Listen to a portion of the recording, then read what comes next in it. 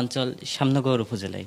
আচ্ছা, গিয়েছিলাম সেখানে। হ্যাঁ, সেখানে দেখা যায় আমরা যখন শুরুতে কাজ করা শুরু করছিলাম প্রতিবন্ধী ব্যক্তিদের নিয়ে, তখন তাদের পরিবার থেকে বাইরে আসতে দিত না। মানে তারাই প্রথমে ভয় পেয়ে যেত যে সে একজন প্রতিবন্ধী ব্যক্তি, সে কি করে বাইরে যাবে, কি করে চলাফেরা করবে। যখন আমরা কোনো মিটিংয়ে দেখতাম, দেখা যেত তার মা তার সাথে করে নিয়ে আইছে, অথবা তার বাবা হয়তো একদিনে কাজ বাদ দিয়ে তার সাথে করে নিয়ে আইছে। তো এখান থেকে যদি তার পরিবারই তাকে এইটুকু মানে কনফিডেন্স তাকে না দেয় যে সে একা যাইতে পারবে, সে একা যেয়ে কাজ করে আসতে পারবে, তাহলে সে তো পারবে না।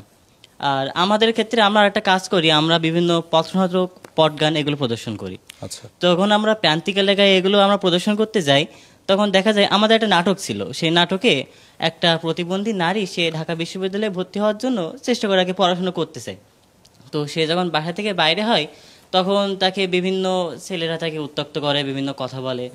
তো এই নাটক শেষে আমরা জিজ্ঞেস করি আসলে কি এটা করা ঠিক হয়েছিল।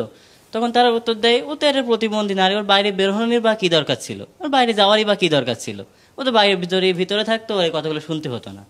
তাদের থেকে আমরা এমন ধরনের রেসপন্স পাই।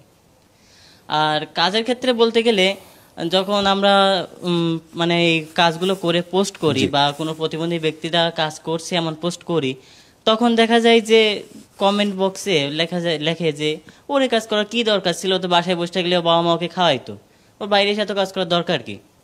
এমনও হয়েছে কিছু কিছু আমাদের যুবরা আছে, ইউথরা আছে, তারা আমাদের বলছে নারী পুরুষ দুইজনের ক্ষেত্রেই হচ্ছে, মানে প্রতিবন্ধী ব্যক্তি বলতে গেলে এমন কথাগুলো চলে আসছে আমাদের ক্ষেত্রে, আমরা যারা ফেস করেছি আর কি। আচ্ছা, আপনার মনে হয় যে মানে সমাজ আমরা প্রতিবন্ধী যারা ব্যক্তি রয়েছেন তাদেরকে নিতেই পারছি না?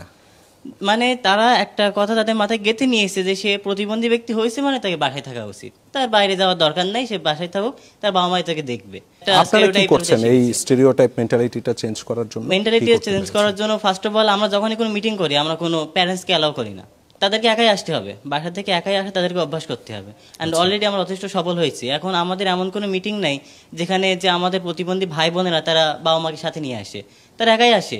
এমনকি আমাদের যে পথনাটক পটগানগুলো আছে সেখানেই অনেক প্রতিবন্ধী ভাই বোনেরা আছে, তারাই পারফর্ম করে। মানে আমরা সাতক্ষীরা, খুলনা বিভাগের প্রত্যেকটা প্রায় জেলা